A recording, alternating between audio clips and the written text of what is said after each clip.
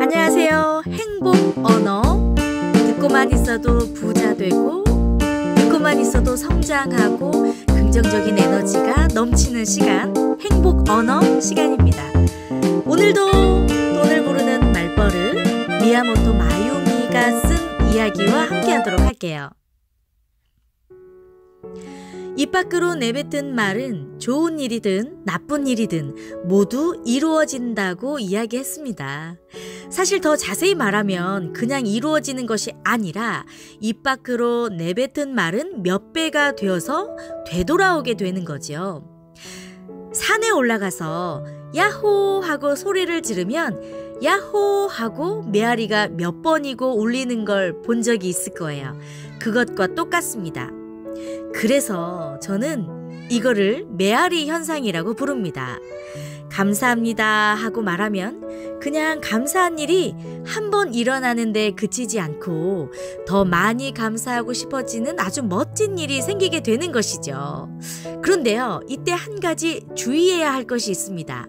이 메아리 현상에서 조심해야 할 것은 좋은 일뿐만 아니라 나쁜 일도 몇 배로 크게 되돌아온다는 사실이죠. 짜증나 라고 말하면 더 짜증나는 일이 여러 번 발생하게 됩니다. 엎친 데 덮친 격, 설상가상이라는 말이 있듯이 점점 더 나쁜 일이 생기는 것이죠. 가령 지하철에서 누군가에게 발을 밟혔다고 생각해 보세요. 진짜 짜증나 라는 말을 신경질적으로 내뱉고 전철에서 내렸는데 맞은편에서 휴대폰을 보며 걸어오는 사람과 부딪혀서 크게 넘어지기까지 합니다. 그렇게 발도 삐끗하고 온몸이 아파서 치료를 받으러 병원에 갔는데 마침 병원이 또 쉬는 날이라는 거죠. 우리의 삶에선 이런 불행의 더블 펀치, 트리플 펀치와 같은 일이 일어나곤 합니다. 말의 힘은 이토록 절대적인 거죠. 메아리 현상을 잘 이용해서 불행의 연쇄를 끊어버리고 감사하고 싶은 좋은 일을 불러 모으길 바랍니다. 좋은 일 없나? 가 아니라 나에게는 좋은 일만 일어난다로 바꿔보는 건 어떨까요? 좋은 일 좀 없을까? 만날 때마다 이런 말을 하는 사람을 볼 때 어떤 생각이 드세요? 왠지 모르게 행복과는 너무나도 거리가 멀 것 같은 그런 말버릇으로 느껴지지 않으세요? 좋은 일 좀 없나? 이 말을 나에게는 좋은 일만 일어난다로 바꿔보면 좋을 것 같아요. 그러면 뇌는 오늘은 어떤 좋은 일이 있었지? 하고 하루를 돌이켜보게 됩니다. 동료가 커피를 사줘서 기분이 좋았어. 오랜만에 친구들과 점심을 먹으며 즐거운 시간을 보냈지. 멋진 원피스를 싸게 샀어. 하고 계속 좋은 일을 생각해내게 됩니다.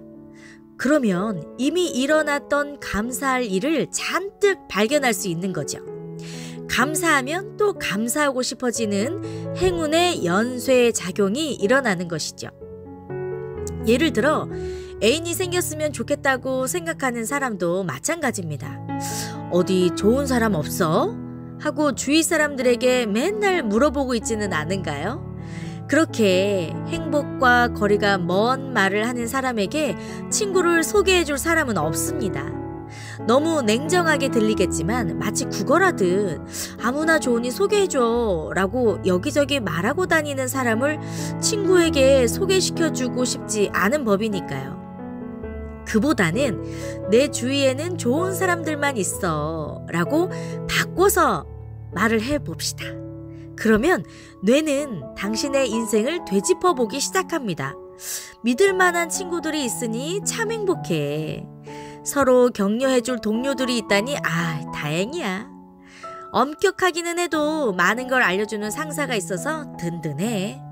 하고 주위 사람들에게 감사해 하다 보면 어느 순간 주변 사람들이 달리 보일 것입니다. 주변 사람들도 당신의 변화를 느끼고 당신에 대해 더 좋은 인상을 갖게 되겠죠. 그러면 좋은 만남의 기회 역시 확연히 늘어날 것입니다. 일본에는요, 예전부터 굳이 말로 하지 않아도 알아차리는 것을 미덕으로 여기는 문화가 있었대요. 부부나 가족 등 가까운 사람일수록 표현하기를 쑥스러워해서 말하지 않아도 알지? 하고 감사를 전하는 데 소홀한 사람이 많은 게 사실입니다. 하지만 감사는요, 그 자리에서 알맞은 때에 바로 전하는 것이 가장 중요합니다.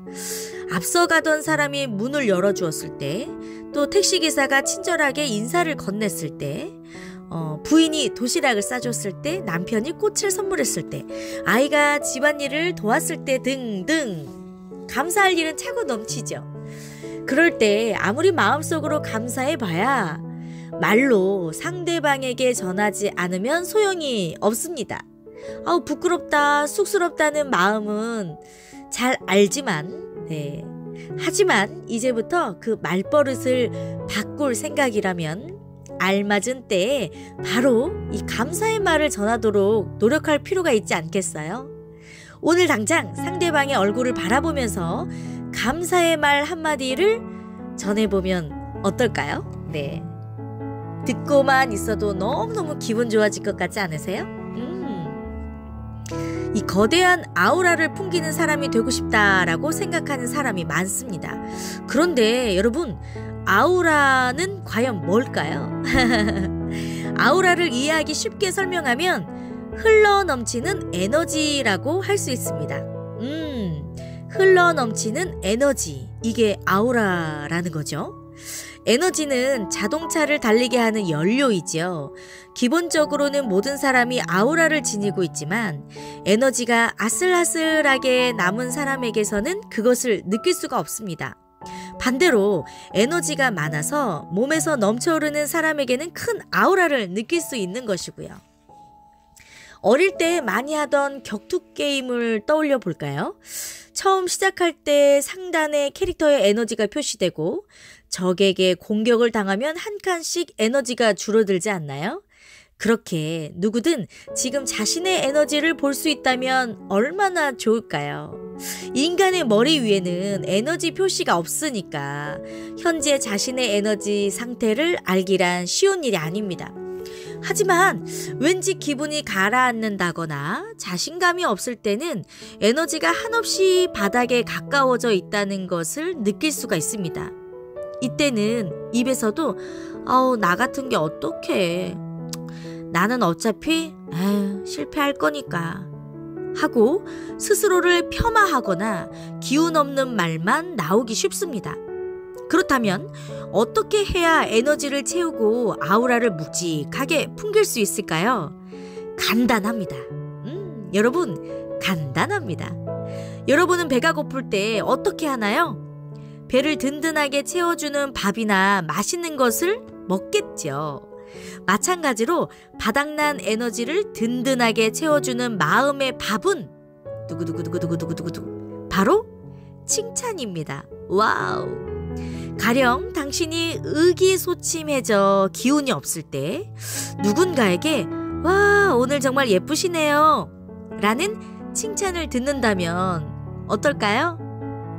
왠지 모르게 갑자기 기운이 나면서 언제 우울했냐는 듯 기분이 좋아질 것입니다. 칭찬은요, 에너지를 불어넣는 힘이 상당하니까요. 하지만 문제가 있습니다. 다른 사람이 언제 나를 칭찬해 줄지 알 길이 없다는 거죠. 하루 종일 에너지를 못 받고 쓰러질지도 몰라요. 자칫 잘못하면 평생 기다리기만 하다가 인생이 끝나버릴지도 모르죠. 그렇게 누군가 칭찬해 주기를 바라기보다는 스스로에게 칭찬하는 것을 말버릇으로 삼고 절묘한 타이밍에 에너지를 채우는 편이 확실한 방법이 아닐까 싶습니다. 그러니까 스스로를 칭찬하고 또 칭찬하는 거죠. 아침 일찍 일어나다니 대단해. 오늘 패션 좀 멋진데? 매일 착실하게 회사에 다니는 나는 참 기특해. 회의 자료를 이토록 빨리 준비하다니. 와, 나 살짝 천재인가 봐. 정말로 사소한 일이라도 괜찮으니까 자신을 철저히 칭찬하고 또 칭찬합시다. 자신을 칭찬하면 에너지바가 계속 채워지게 되는 거죠. 에너지 1단계, 2단계, 3단계 뽀로록. 네. 그러면 스스로가 좋아지고 자신감이 생기면서 아우라도 커집니다. 흘러넘치는 에너지를 계속해서 발산하게 되면 또 다른 아우라가 큰 사람들을 매료시키게 되고 행운도 끌어들이니 인생이 잘 풀릴 수밖에 없는 거죠. 반대로 성격도 좋고 실력도 있는데 제대로 평가받지 못하는 사람, 인생이 잘 안 풀리는 사람은 스스로를 칭찬하는데 인색합니다. 자신의 장점보다도 단점이나 부족한 부분에만 눈이 가서 늘 에너지가 부족한 거죠. 그러면 실제로 자신이 지닌 실력을 제대로 발휘하지 못합니다. 이것을 조금 어려운 말로 표현을 하자면 자기 효능감이라고 하죠. 인간이라면 누구든지 나는 가치 있는 인간이다, 나는 필요한 사람이다 라는 기분을 갈망하기 마련입니다. 이러한 자존감이 부족하면 인간은 살아갈 수가 없지요. 이러한 자존감이 채워지지 않으면 어떻게 될까요? 항상 남들의 칭찬을 바라거나 자기보다 약한 입장에 있는 사람에게 위압적인 태도를 보이기 쉽습니다.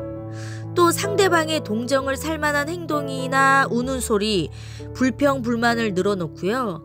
급기야 병을 앓는 사람들도 있어요.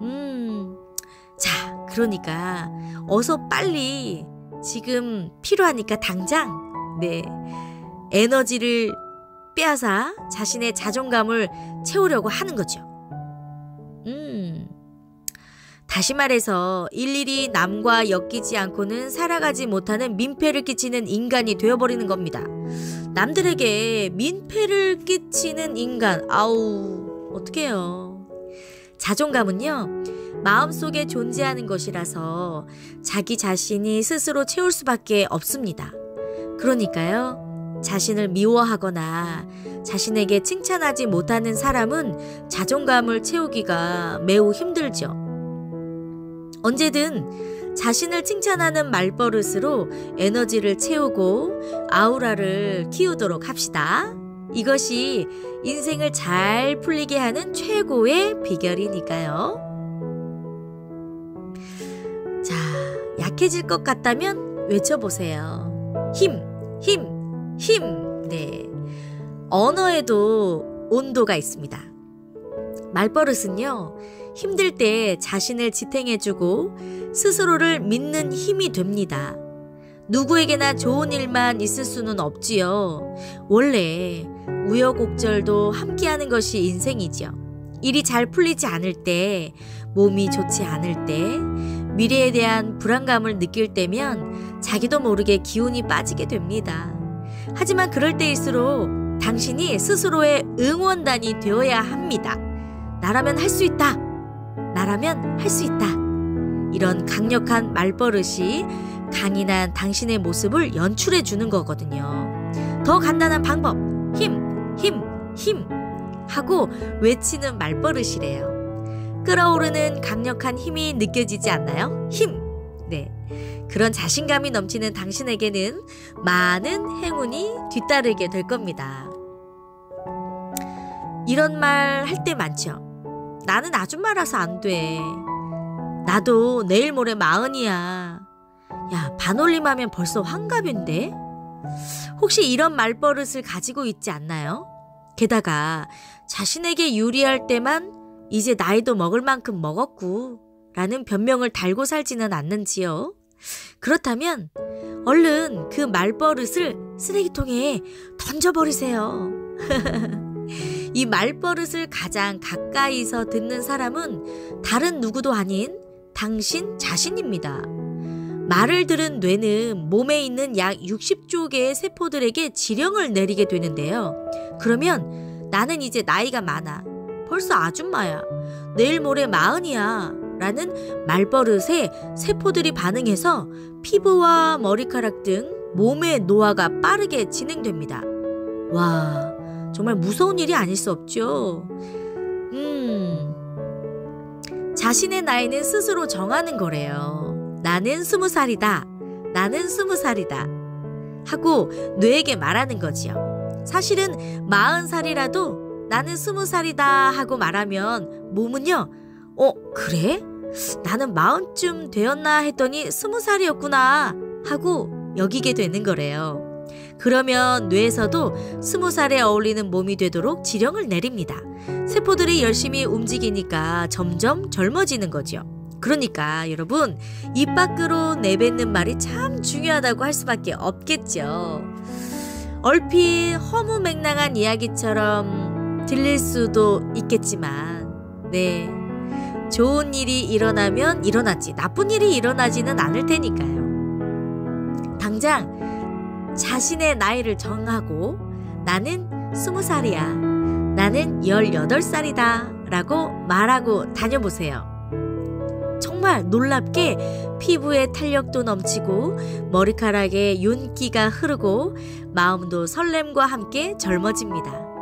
스스로도 변화가 놀라울 만큼 정말 효과가 절대적이라고 하네요. 심지어 돈도 들지 않지요.